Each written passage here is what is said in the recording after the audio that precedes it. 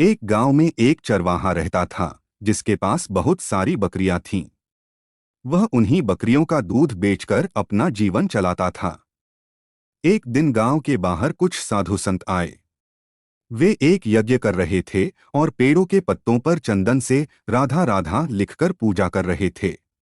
यज्ञ समाप्त होने के बाद वे वहां से चले गए, लेकिन वे पत्ते वहीं पड़े रह गए। अगले दिन चरवाहा अपनी बकरियों को वहीं चराने ले गया। तभी एक बकरी ने उन पत्तों को खा लिया। कुछ ही देर बाद वह बकरी अजीब तरह से बोलने लगी, राधा राधा। बाकी बकरियां उसे देखकर हैरान हो गईं और बोलीं, तू अपनी भाषा छोड़कर ये क्या बोल रही है? वह बकरी बोली, राधा नाम का पत्ता मेरे अंदर चला गया है, अब तो मेरा मैं भी चला गया, बस राधा राधा ही रह गया है। अब वह बकरी हर समय राधा राधा जपने लगी। बाकी बकरियां उसे अपने पास नहीं आने देतीं और उसे सींग मारकर दूर भगा देतीं। चरवाहे को लगा कि यह बकरी बीमार हो गई है, इसलिए उसने उसे जंगल में छोड़ दिया। जंगल में एक किसान को वह बकरी मिल गई। वह उसे अपने घर ले आया। बकरी दिन रात राधा राधा जपती रहती। कुछ दिनों बाद किसान ने देखा कि उस बकरी का दूध बहुत ज्यादा और बेहद मीठा है।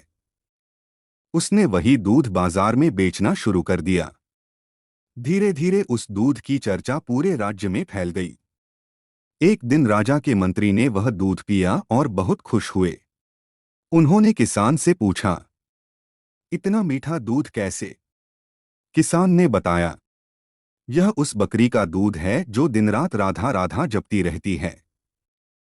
मंत्री हैरान हो गया और राजा को सारी बात बताई। उसी समय राजमाता बहुत बीमार थीं। कई वैद्य इलाज कर चुके थे, पर कोई फायदा नहीं हुआ। राजगुरु ने कहा, अब केवल भगवान का नाम ही इन्हें बचा सकता है। राजा ने किसान से विनती करके वह बकरी ले ली और बदले में उसे बहुत धन दिया। बकरी को राजमहल में राजमाता के पास रखा गया। वह दिन रात राधा राधा जपती रहती। धीरे धीरे उस पवित्र नाम का प्रभाव होने लगा। कुछ दिनों बाद राजमाता ने आंखें खोलीं और उनके होठों पर भी शब्द आया, राधा। पूरे महल में खुशी की लहर दौड़ गई। राजमाता धीरे धीरे पूरी तरह स्वस्थ हो गईं। राजा ने उस बकरी को बहुत सम्मान दिया और किसान को भी समृद्ध बना दिया। चरवाहे को जब यह बात पता चली तो उसे अपनी गलती पर पछतावा हुआ। उसने भी राधा राधा नाम जपना शुरू कर दिया और उसका जीवन बदल गया।